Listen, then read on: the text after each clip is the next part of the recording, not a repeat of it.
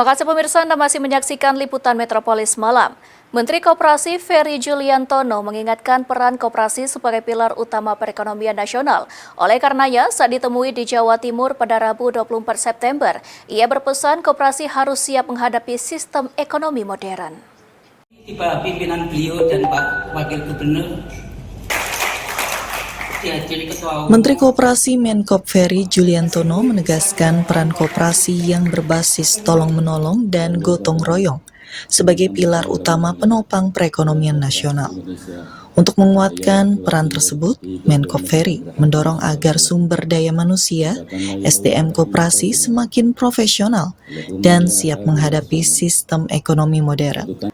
Hal tersebut disampaikannya saat musyawarah wilayah Dewan Koperasi Indonesia Dekopin Jawa Timur di Surabaya Rabu 24 September.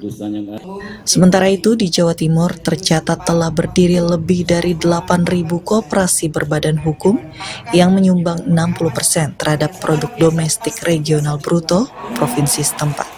Gubernur Jawa Timur Hovifah Indar Parawansa pun berharap ke depan, koperasi semakin menguatkan kelembagaan dan kapasitas SDM, salah satunya dengan merevitalisasi lembaga pendidikan koperasi, Lapenkop.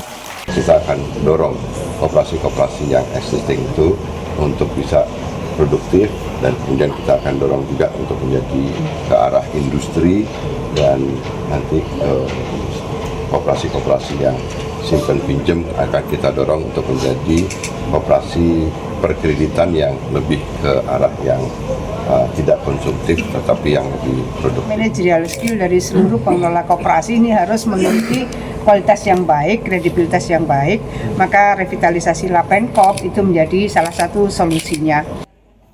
Dalam kesempatan itu, Gubernur Hovifah juga turut menjembatani kebutuhan permodalan koperasi di Jawa Timur agar semakin dipermudah oleh Kementerian Koperasi.